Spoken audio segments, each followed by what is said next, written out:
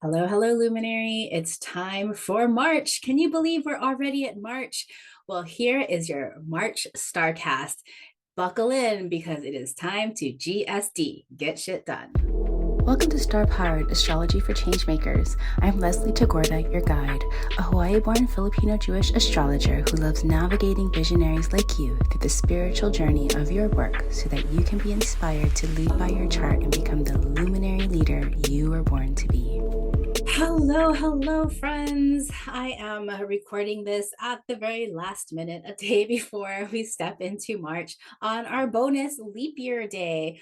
It just feels like um I know that everything is in divine timing, but I absolutely feel like I've just been 100% behind on everything, still being able to get things done, but like right before they are due. I just don't like that feeling, but 'tis life. I'm in my harvest season now. There's just like so many things going on at this moment. So maybe you're in that energy just like me. Now, in February, if you remember from the February StarCast, we in February there were zero solar system planets going retrograde. And March, we continue on this theme. But March is really when we start to get things start to liven up, of course, when our astrological new year starts off with the Aries ingress. So, in this episode, I definitely want to give you an overview of what's to come, what to mark on your calendar, what to look forward to, and a little bit of kind of, how should I say, preparation just to cover all of your bases. Now, before I dive into that, I just wanted to extend some extra appreciation. This week, from February 26th through March 1st, I've been delivering on my foundational training written in the stars. And so you heard me talk about that, promoting it a little bit here in the podcast. And I started when I started delivering Written in the Stars. I think the first time I delivered it was back in like 2019, about a year after I developed my framework, because I really wanted to teach people how to read a natal chart, not just the basics. Like if you're an astrology lover, you likely know all of the symbolism for your natal chart, but I wanted to also then connect the dots and expand the symbolism from just traditional astrology and soul based astrology into our outward leadership and our brand and our work. And so the first time I did this was back in 2019. And I actually did this as a 5-day mini training, a challenge, this free challenge.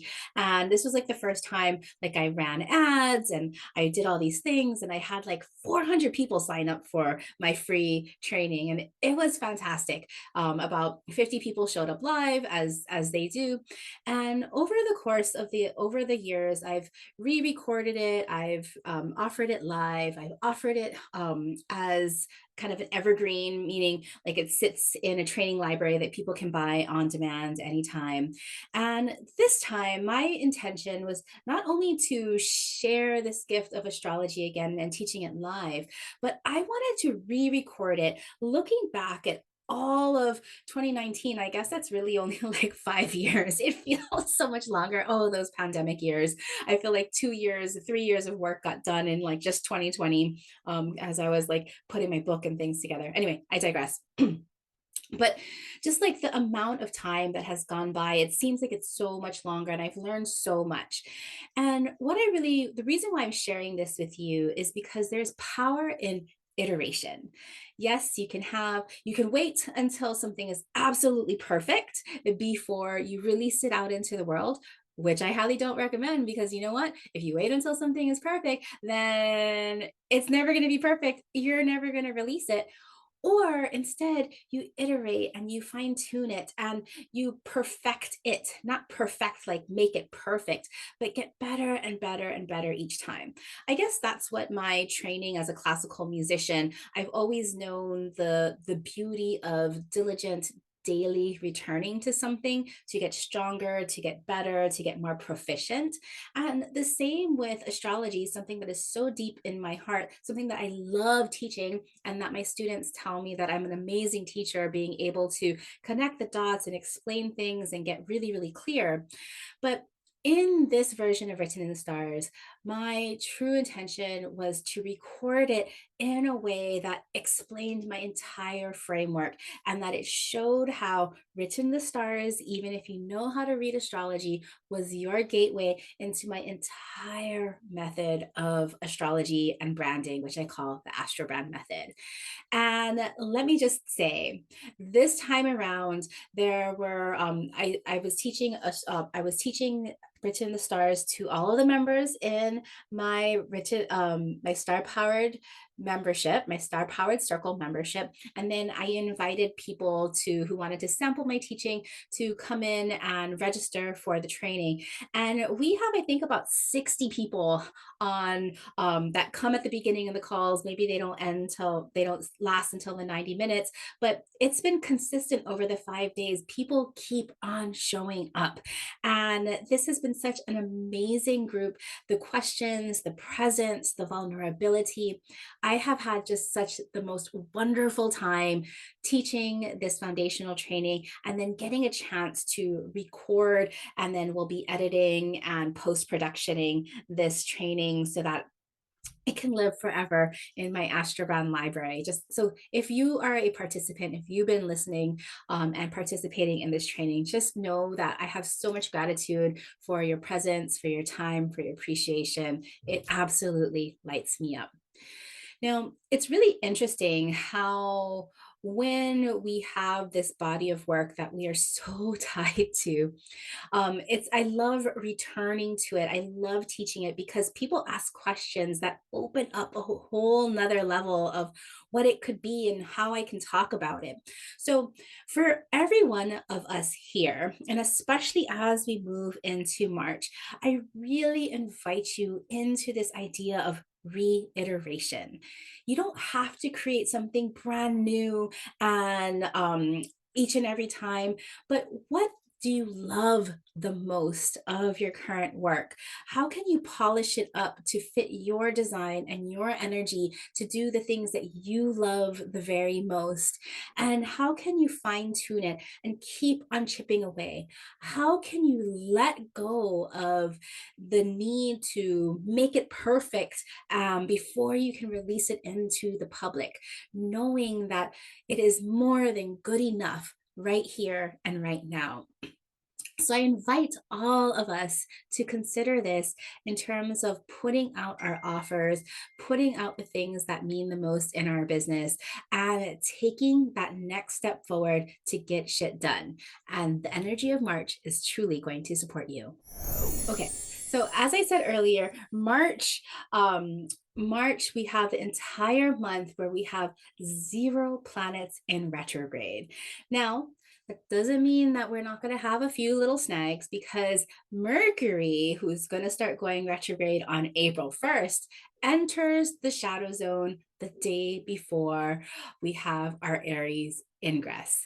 Now, March starts off a little bit slowly. It's, a little bit quietly, but by the time we get into, I'm looking at my little calendar here, by the time we get into that second full week of April with our Pisces new moon, whew, this is where things are really going to ignite.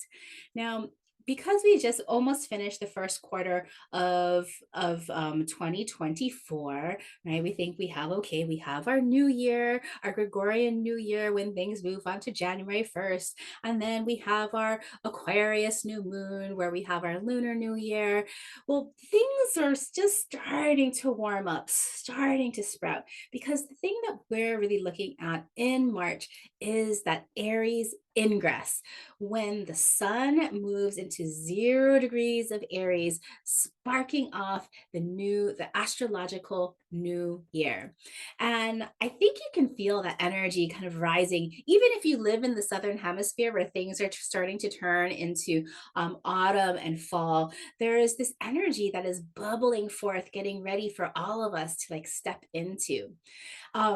There's a little, I've been mentioning this here and there. If you follow me on Instagram, starting in Aries season, I am so proud and excited to announce that I am going to be one of Astrology Hub's new astrology teachers for their inner circle membership. And the month that I will be guiding people through, the lunation that I'll be guiding people through, is through Aries season. So I'm super excited. If you want to hop on to Astrology Hub and learn about Chiron, learn about how Chiron is going to impact the eclipse in Aries, as well as our leadership, I'm going to be sharing all about that in Astrology Hub. I'll have some promotional links soon, but if you want to already go check that out, Astrology Hub, I mean, wow. I'm just beyond stoked. And so I'm looking already. I'm like, oh, wait, it's still March. My mind is already in April. It's just like everything is just like so fast forward. But so we open up, let's scale back a little bit. We open up March with the sun in Pisces. And I absolutely love Pisces season. Pisces season is just this season where I hope that we can step into this idea of ease and simplicity and flow. So, even thinking about what I was talking about in terms of putting your offers together and designing them to your energy, designing them to your energy isn't about adding more or making it longer or trying to make it more impactful. Oftentimes, especially what Pisces season wants us to remember, is that taking things away, giving things time and space to absorb and come inward, giving more exercises that are clear and applied instead of just more and more and more and more information. We absolutely don't need more information right now. And so take it from this Pisces sun season. Pisces was conjunct Venus and Saturn earlier this week. Take it from this Pisces energy about how can you make it easier to make it more impactful. And to do that is to create something that you love, doing what you love, pouring into your offers the things that you enjoy doing the most, and giving yourself some self compassion if the way that you do things is different from the way that other people do things. That's why we need you. We need you to do your things in your own way.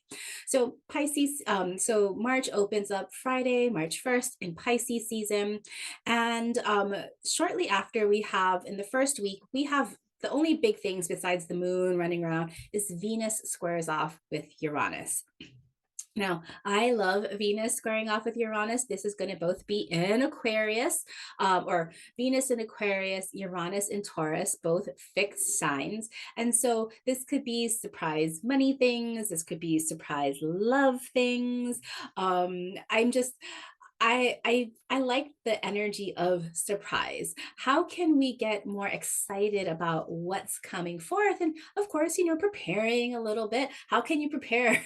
Maybe you want to look good in case you run into an ex-lover or something, or maybe you want to like make sure you don't spend all your money in case there's some money surprises that don't exactly go your way. So think about that on the third, Sunday the third, when Venus and Uranus square off. Now, as we move towards the end of the first full week, we have Mercury, who's just been zipping through Pisces. And, Mercury and Pisces, I want to also kind of reframe a little bit because sometimes Mercury is in its fall in Pisces, being opposite of Virgo. And so we think of the beholder, the native of Mercury and Pisces, as being somebody who's not a good communicator, who doesn't have anything on their side. But what if the way that Mercury in Pisces communicates goes beyond words and it goes straight to vibe, straight to feeling?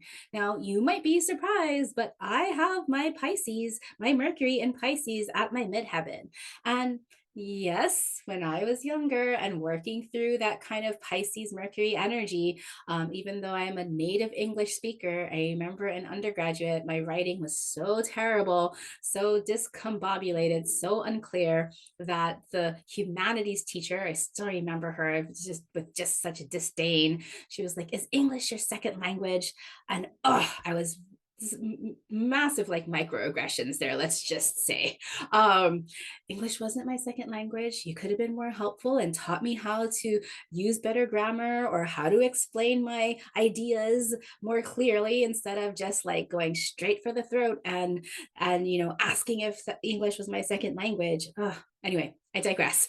But that Mercury in Pisces has allowed me to not only tap into how can I say things much more clearly and much more easily, but also I really love speaking.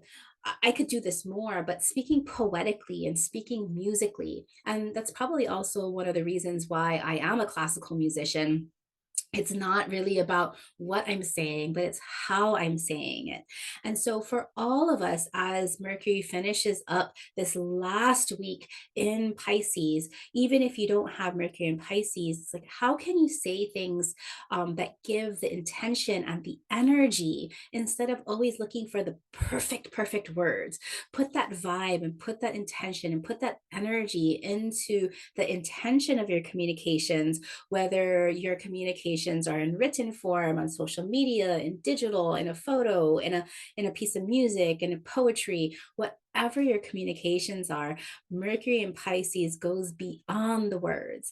And if it's using words, make it feel poetic and musical. Now, Mercury is going to be leaving Pisces on March 9th. And so March 9th, we're going to have Mercury moving into Aries, starting up this Aries party. If you look at the kind of the charts of this early spring, as I was mentioning in some previous podcasts, there's these committees. There was like the Aquarius committee in February, and now there's this Pisces committee, especially when we head over to the new moon. But at the time of the new moon, Mercury has already moved into Aries. And then by the time we have that Aries eclipse in April, we're going to have this Aries party.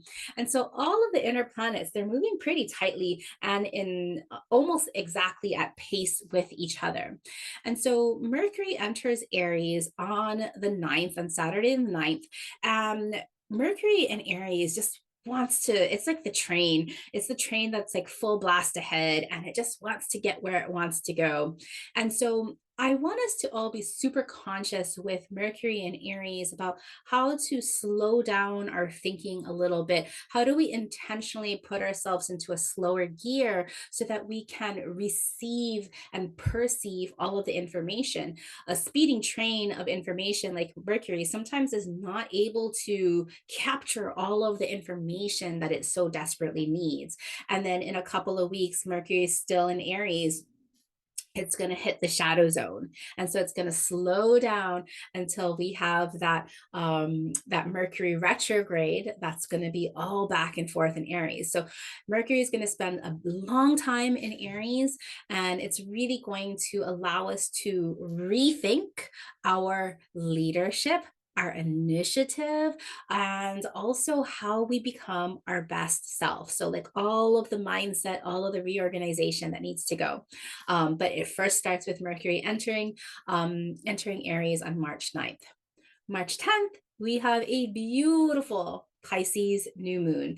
Of course, as we get closer to that Pisces new moon, I'll do a deep dive into that new moon. I'll be joined with Michelle Lunar. They'll be talking with me about this Pisces new moon. You met Michelle when we were doing the 2024 in the stars panel at the end of 2023. So they'll be coming back and sharing their archetypal take on astrology on this Pisces new moon, and share what they have coming up. So Pisces new moon happens on March 10th. We have Saturn, moon, sun, and Neptune all in Pisces. I'm looking over here to my other screen. Too many screens to manage. Okay. Now on the 11th, the very next day, Venus is leaving Aquarius and joining Pisces. I love Venus in Pisces. If Venus's process is to attract and connect with the people and resources that are hers, when she's in Pisces, the world is her oyster. That painting of Venus that I forget who the artist is, but there's the beautiful woman and she's on the seashell and there's all this beautiful paradise around her. I always think of that Venus in Pisces, with the beautiful person on that beautiful iridescent mother of pearl shell. Everything is sparkly and shiny, and the everything feels so beautiful. And that's what Venus in Pisces feels like. So as Venus moves through Pisces over the next few weeks, of course, she's going to be meeting up with the sun. She's also going to be meeting up with Saturn. I take that back. Venus doesn't meet up with the sun until a little bit later. Venus first meets up with Saturn in Pisces. And that's going to be really interesting to think about on the 21st when Venus, who loves to attract and connect, and Saturn meet up. And Saturn is really about boundaries and separation. And so these two energies, thinking about how can we create better boundaries in maybe our spending habits or people pleasing. And really, if we're thinking about people pleasing, this is fast forward. I know I'm going not exactly linearly here. Thank you, Pisces. When we think about Venus meeting up with Saturn, giving us a little bit of foreshadowing in terms of people pleasing and boundaries, then when we move into our eclipse, our first eclipse of 2024, on the 25th of March, we have a full moon lunar eclipse, a penumbral eclipse. So the the south node is pretty far away from the moon at the time of that eclipse. So there's not going to be any red shadow or anything on the moon. But a Libra South Node eclipse is absolutely about looking at your people pleasing tendencies. And when we're stuck in people pleasing tendencies, like the shadows of Libra, we can't make decisions, we can't say no to people, we lack our own kind of self control, we want to avoid conflict. That's all about not creating boundaries for ourselves and not being our very best selves. And so perhaps on the 21st, Venus joining Saturn is going to give us a foreshadow of like, how can we flex our muscle to be able to create the boundaries so that we know that we don't have to please everyone. We first need to please ourselves and then please the people that mean the most to us, but not not at the expense of going against our word or our values. And so I love how when we get towards the end of March, how this first eclipse season, this Libra eclipse season, the eclipse right before the Aries, the total eclipse, that's the big one. This Libra eclipse that happens on the 25th is actually clearing away space. It's sweeping out, it's allowing us to really let go of all of those past patterns. So as we get closer to that eclipse, I'll definitely be coming on more about how you can work with that intentionally.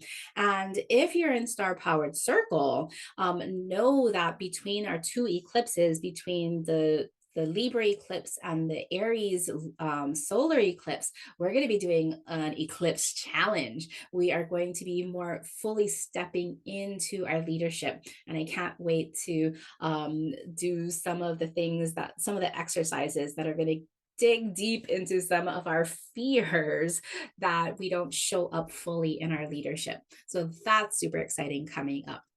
Now, the last thing that I wanted to talk about was Sun moving into Aries. Aries, our cardinal sign, sparking our equinox, the return of the balance of light and day. And this particular Aries ingress, so meaning the sun moving to that 0 degrees of Aries spot, sparking a whole new astrological new year, sparking where we have equal day and night. The equinox is so important. On the day of this equinox, when the sun moves into Aries, we also have Mercury in Aries conjuncting the North Node in Aries. Now, the North Node in Aries is playing a big role over eclipse season because, of course, when we have our lunations, new moon, full moon near the nodes, that's how we get our eclipses. And that Mercury conjunct Aries is giving us a foreshadow of the eclipse, but it's also asking us to review some of the lessons that we've learned when Chiron was conjunct the North Node. And so, of course, remembering that the North Node is about our collective consciousness, what we need to step into. How can we step into Aries much more easily in terms of knowing what is best for ourselves, knowing how we are here to trailblaze, knowing how we are meant to be an individual, and moving away from those kind of shadows of that Aries energy. So Mercury, when it hits that North Node, you should have some mental clarity of how you really, if you're not already clear, you're going to have an even clearer vision of how you're meant to contribute back into society. So I definitely want you to mark that March 19th day. We have the Aries ingress, the equinox, Mercury conjunct the North Node in Aries. So lots of Aries energy building up. And then the last energy that I want you to mark on your calendar is, of course, Mercury entering the shadow zone when it crosses that point of Aries 15 degrees on the day before the equinox on March 18th. Okay, so let me just summarize everything because I know I was not going in a linear fashion for you. Let's go over all of the dates that you need to know in March. So in summary, remember, March is all about getting your shit done, preparing, iterating, launching, making. And when you say get shit done, I want you to make it simple. Now, part of this preparation is, putting some money aside in the bank or also having, like a little emergency stash somewhere that you can easily grab onto. There's some kind of prickly things, especially in the United States, that are happening. If you want more information on some of that kind of more predictive astrology, I highly recommend following Celeste Brooks on their Instagram page, Astrology by Celeste. She speaks a lot to what's going to be happening with this, especially in the United States, with this Aries ingress. So March again, 0 retrograde planets. We have our eclipse season starting with our Libra lunar eclipse that happens at the end of March, on March 25th. We have our Aries equinox when the sun moves into Aries on March 19th. Then we have Mercury entering Aries on March 9th. Our new moon in Pisces on March 10th, Venus moving into Pisces on March 11th, Mercury entering the shadow zone on March 18th, going back, Sun entering Aries on the 19th, Mars also entering Pisces on March 22nd, cooling that Mars off a little bit, and then our first eclipse of the eclipse season happening on March 25th. So it's a big month. It's an energetic month. So make sure you're not going too fast.